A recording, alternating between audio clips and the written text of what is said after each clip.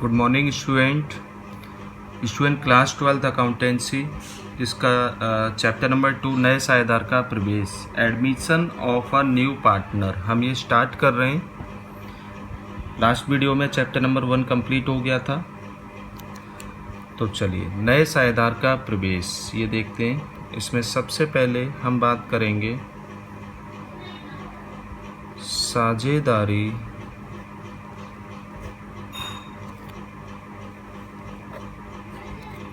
Firm का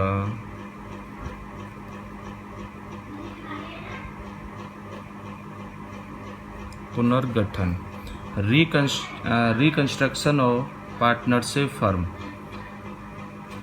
तो साझेदारी फर्म के पुनर्गठन का मतलब होता है कि जब भी कोई नया साझेदार प्रवेश करता है या पुराने साझेदारों के प्रॉफिट शेयरिंग रेशो में चेंजेज आते हैं, तो साझेदारों में जो भी समझौता हो रखा होता है पहला, उसमें चेंज आता है, परिवर्तन आता है, उसको हम बोलते हैं साझेदारी फर्म का पुनर्गठन। ठीक है, चलिए नोट करते हैं इसमें।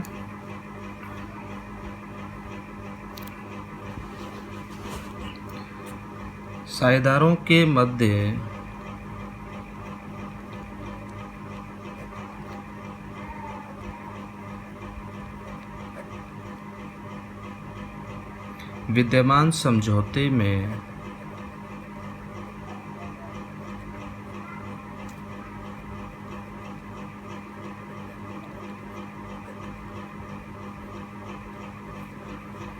विद्यमान समझौते में किसी प्रकार का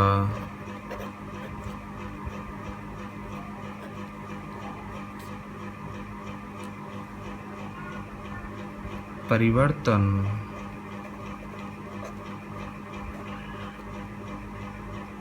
साझेदारी फर्म का पुनर्गठन साझेदारी फर्म का पुनर्गठन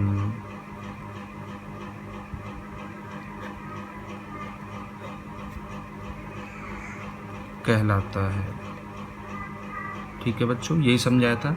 साझेदारों के मध्य विद्यमान समझौते में, जो पुराना समझौता साझेदारों में हो रखा है, अगर उसमें किसी भी प्रकार का कोई चेंज आता है, परिवर्तन आता है, तो ये साझेदारी फर्म का पुनर्गठन कहलाता है। ठीक है,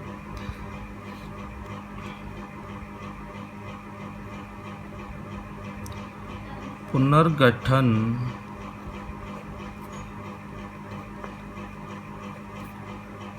इसकी पुनर्गठन की परिस्थिति कौन कौन सी हो सकती है, यानी कि पुनर्गठन निम्न परिस्थितियों में हो सकता है। सबसे पहला, जब नए साझेदार का प्रवेश होता है फर्म में, नए साझेदार के प्रवेश पर, यानी कि नॉर्मली आप ध्यान रखना कि जब पुराने साझेदारों के प्रॉफिट शेयरिंग रेशो में चेंज होता है, overall effect profit sharing ratio पर पड़ता है। साझेदारों के जब प्रॉफिट शेयरिंग रेशो में चेंज होता है, तभी साझेदारी फर्म का पुनर्गठन हो जाएगा।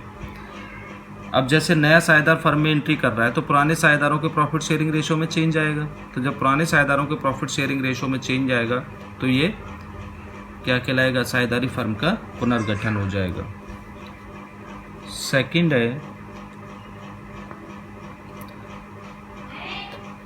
वर्तमान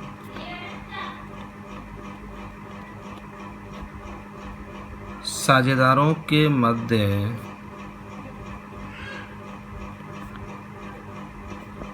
लाभ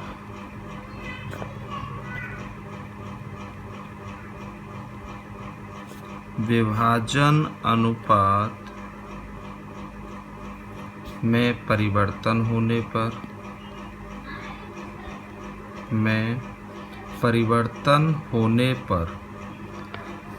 पुराने पार्टनर हैं, अब कोई नया पार्टनर फर्म में एंट्री नहीं कर रहा है, ठीक है।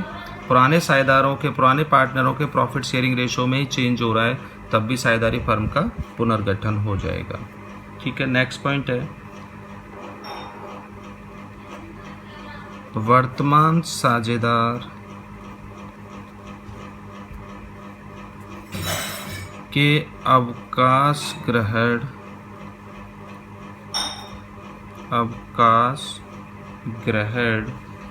या मृत्यु होने पर, पुरानी जो फर्म चल रही है उनका कोई भी पार्टनर अगर रिटायर हो रहा है, अवकाश ग्रहण कर रहा है, या किसी भी पार्टनर की डेथ हो रही है, तब भी पुराने पार्टनरों के प्रॉफिट शेयरिंग रेशो में चेंज आएगा और उस कंडीशन में हम कह सकते हैं साझेदारी फर्म का पुनर्गठन हो रहा है। और लास्ट पॉइंट है इसमें, जब दो फर्मों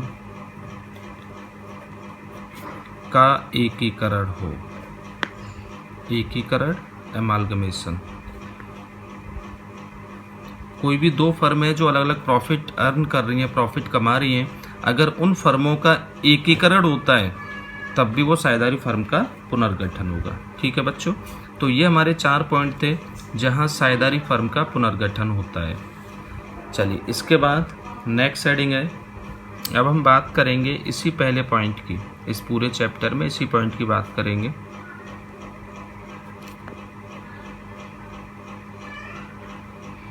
नए साझेदार का प्रवेश, यही तो है चैप्टर का नाम, इसी के बारे में हमें इसमें पढ़ना है।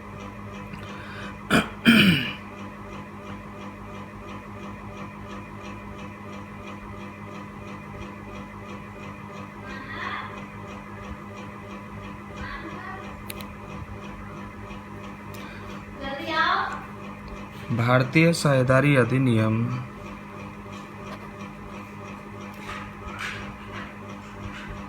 भारतीय साझेदारी अधिनियम 1932 की धारा सेक्शन 31 के अनुसार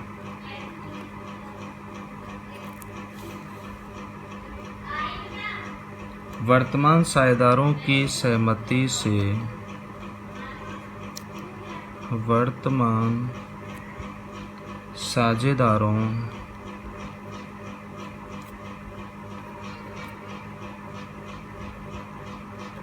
की सहमति से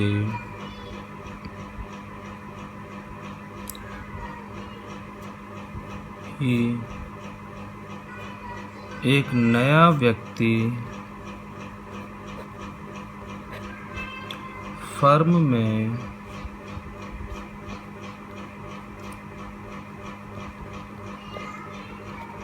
साझेदार बन सकता है।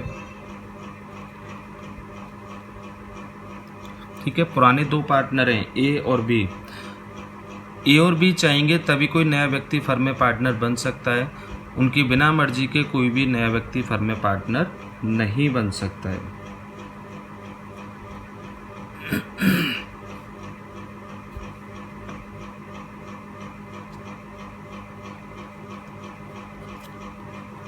एक नया साझेदार जिस दिन फर्म में साझेदार बनता है,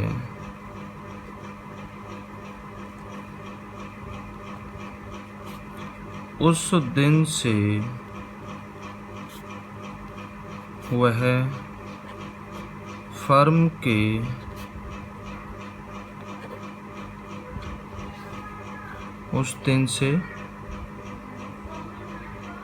वह फर्म के सभी कार्यों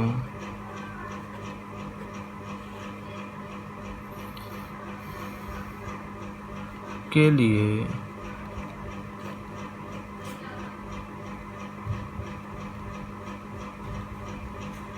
उत्तरदायी होगा, किंतु उससे पहले के किसी भी कार्य के लिए वह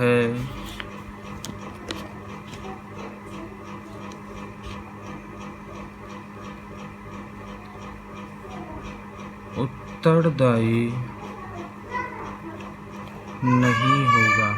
ठीक है, जिस दिन फर्म में साझेदार बन रहा है, नया साझेदार फर्म में एंट्री कर रहा है, उस दिन से वो अपने कार्यों के लिए, अपने और फर्म के सभी कार्यों के लिए उत्तरदायी होगा। उससे पहले कि किसी भी कार्य के लिए वो उत्तरदायी नहीं होगा। जैसे कि मान के चलो 1 अप्रैल से 31 मार्च साल का लास्ट यहाँ होगा। ए और बी ये पार्टनर थे फर्म में, जो फर्म को चला रहे थे। 1 जुलाई को न्यू पार्टनर फर्म में एंट्री कर रहा है। कब कर रहा है? 1 जुलाई को नया पार्टनर फर्म में एंट्री कर रहा है। तो बताइए इस नए पार्टनर का दायित्व कहाँ से स्टार्ट होगा? जिस दिन वो फर्म में एंट्री कर रहा है 1 जुलाई, वहाँ से उसका दायित्व स्टार्ट होगा।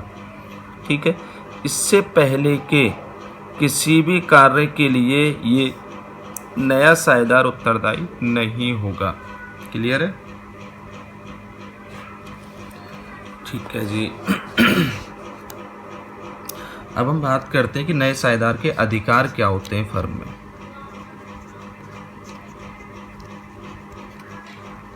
नए साझेदार के अधिकार, तो नए साझेदार के 2 अधिकार होते हैं। एग्जाम के पॉइंट ऑफ व्यू से इम्पोर्टेंट भी है ये। फर्म की संपत्तियों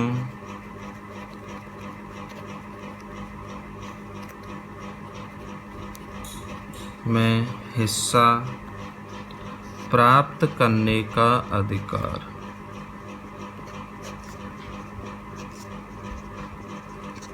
जो नया साझेदार आ रहा है फर्म में, वो संपत्तियों में हिस्सा प्राप्त करने का अधिकार रखेगा। और सेकंड जो उसका राइट है, अधिकार है, फर्म के भावी लाभों, भविष्य संबंधी लाभों, पुराने लाभों में तो वो हिस्सा नहीं प्राप्त करेगा, लेकिन फर्म के भविष्य संबंधी लाभों में हिस्सा प्राप्त करने का अधिकार।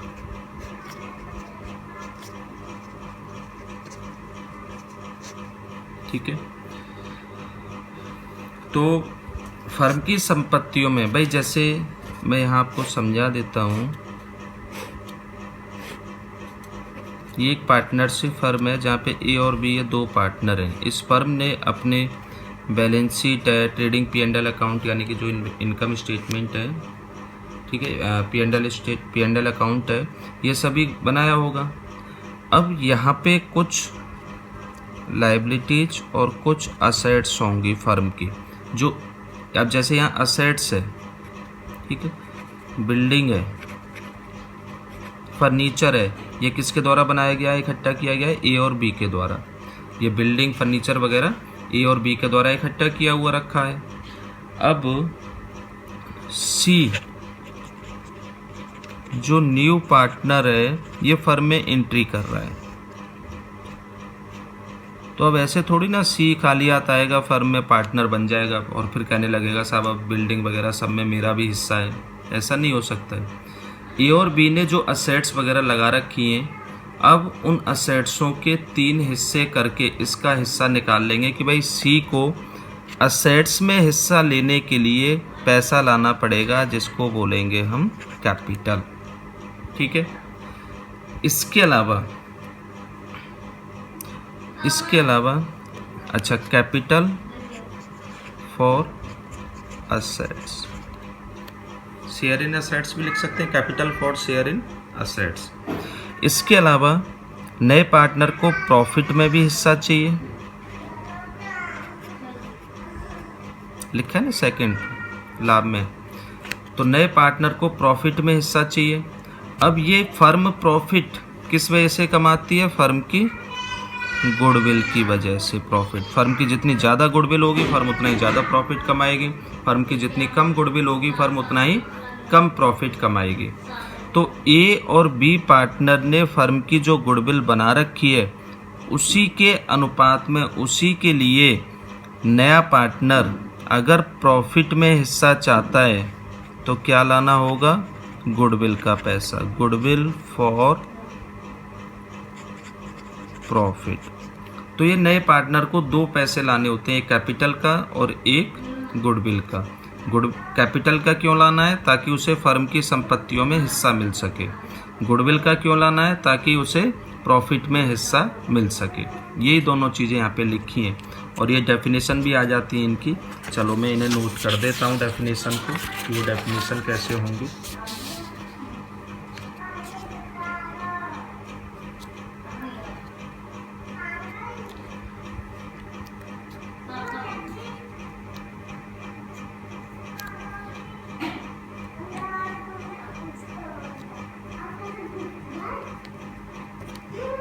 संपत्तियों में हिस्सा प्राप्त करने के लिए संपत्तियों में हिस्सा प्राप्त करने के लिए जो नया साझेदार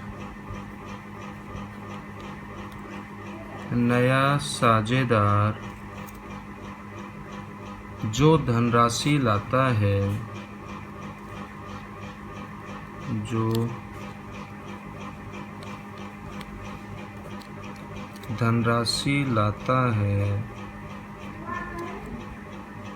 उसे पूंजी कहते हैं।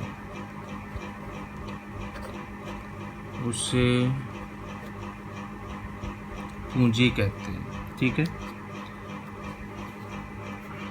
एक और परिभाषा बनी थी अभी, भविष्य संबंधी लाभों में भविष्य संबंधी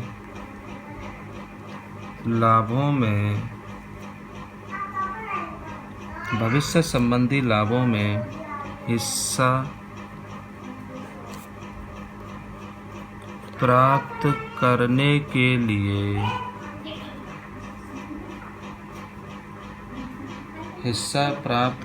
के लिए जो धनराशि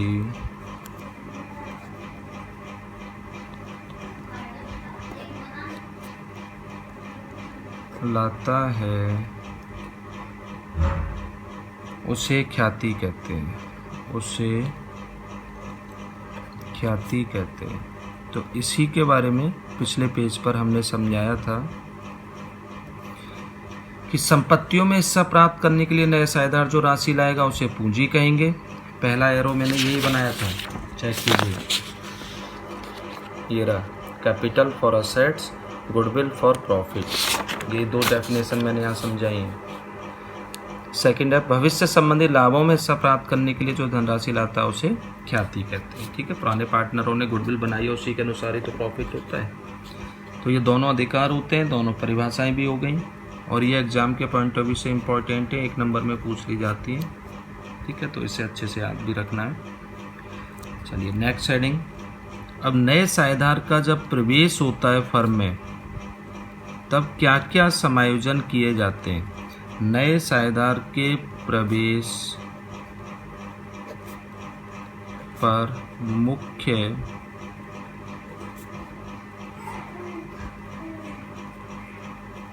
समायोजन।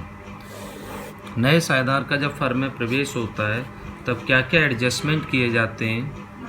सबसे पहला है नए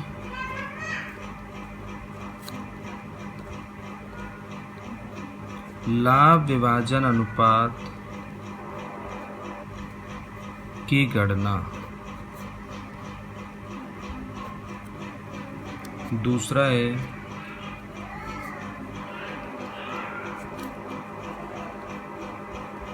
त्याग अनुपात की गणना। तीसरा है ख्याति, गुडविल का मूल्यांकन एवं लेखांकन करना है। अगला है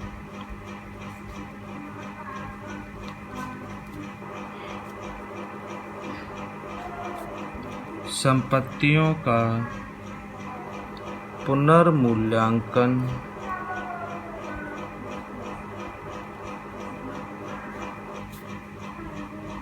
एवं दायित्वों का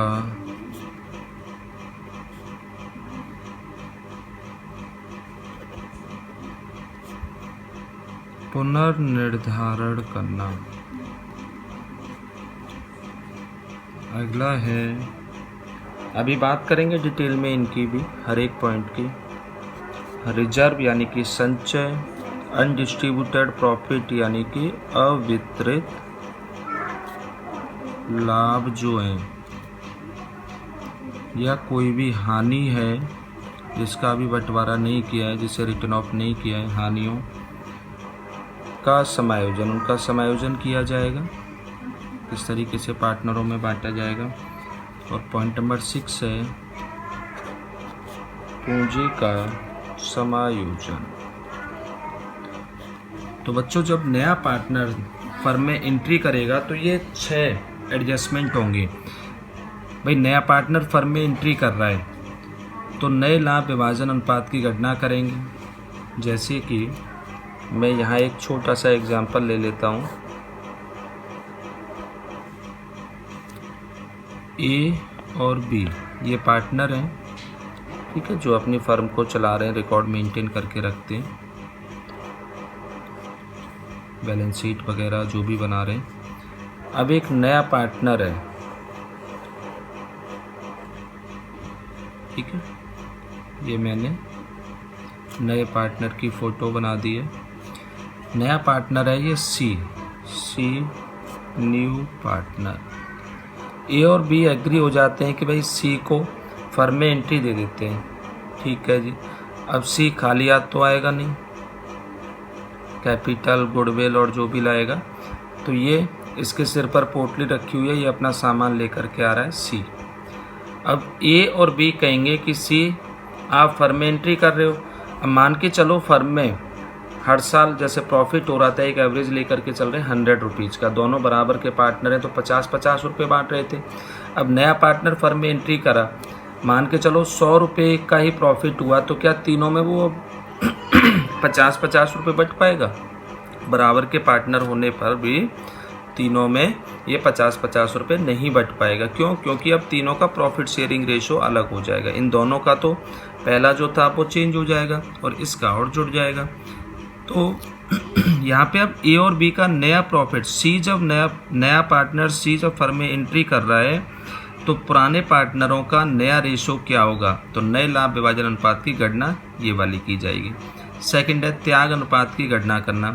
जब सी पार्टनर फर्म में एंट्री कर रहा है तो ए और बी उसके लिए कुछ त्याग करेंगे, तभी तो इसको प्रॉफिट में हिस्सा मिल पाएगा, ठीक है। हो सकता है ए त्याग करे, हो सकता है बी करे, हो सकता है दोनों त्याग करें, तो ये कहलाता है त्याग अनुपात की गणना करना, सैक्रिफाइसिंग रेशो की कैलकुलेशन करना। ख्याति का मूल्यांकन एवं लेखांकन, नया पार्टनर गुडविल कितनी लाएगा, ठीक है, या तो अमाउंट सीधी दे रखी हो या कुछ थ्योरेटिकली आपसे कहा जाए तो उसके अकॉर्डिंग हमें कैलकुलेशन करनी पड़ेगी। तो ख्याति का मूल्यांकन एवं लेखांकन किया जाएगा। नया पार्टनर गुडविल लाएगा, जो सेक्रीफाइस किया ए और बी ने, जिसने सेक्रीफाइस किया उसको गुडविल का पैसा मिलेगा, वगैरह वगैरह, ये चीज़ें यहाँ पे आएंगी। पॉइंट नंबर 4 है संपत्तियों का पुनर्मूल्यांकन एवं दायित्व का पुनर्निर्धारण। ए और बी का कमाया हुआ पैसा होता है असेट्स लायबिलिटीज का। अब किसी असेट्स की वैल्यू ऐसी है कि जो बुक में लिखी हुई है, मान के चलो 100 रुपीज़, जैसे फिक्स असेट्स है फर्नीचर। अब बुक वैल्यू के हिसाब से डेप्रिसिएशन लगाते हुए चल रहे हैं, लेकिन मार्केट में जब उसे लेकर के गए तो 120 रुपये में सेल हो रही है या कम में सेल हो रही है, तो जो ये प्रॉफिट लॉस है वो किसका है? ओल्ड पार्टनर का है, ठीक है। तो ओल्ड पार्टनर पहले उसे बांटेंगे, उसके लिए रिवैल्यूएशन अकाउंट बनाते हैं, रिवैल्यूएशन अकाउंट, और तब तक नए पार्टनर को बाहर ही रखा जाएगा कि पहले हमें रिवैल्यूएशन कर लेने दीजिए, जिसमें आपका कोई हिस्सा नहीं होगा, क्योंकि जब आप फर्म में एंट्री कर रहे हो उससे पहले के काम के लिए हम ही लायबल होंगे, तो पहले के प्रॉफिट के लिए। तो इस तरीके से प्रॉफिट लॉस को ये पार्टनर बांटेंगे। पॉइंट नंबर 5 है संचय, अवितरित लाभ एवं हानियों का समायोजन। कोई ये पुरानी फर्म में जो रिजर्व एंड सरप्लस का पैसा रखा हुआ है, लॉस का रखा हुआ है, ये पुराने पार्टनरों का होगा तो पुराने पार्टनरों से बांटेंगे, नए पार्टनर का उसमें कोई हिस्सा नहीं होगा। और लास्ट है पूंजी का समायोजन। नई कैपिटल के कैसे कैलकुलेशन करनी है उसके लिए भी अलग अलग तरीके आएंगे। तो अब पूरे चैप्टर में हमें ये 6 पॉइंट पढ़ने हैं। ठीक है बच्चों, तो चलिए नेक्स्ट वीडियो में एक एक करके पॉइंटों की हम बात करेंगे। आज के लिए इतना ही। Thank you.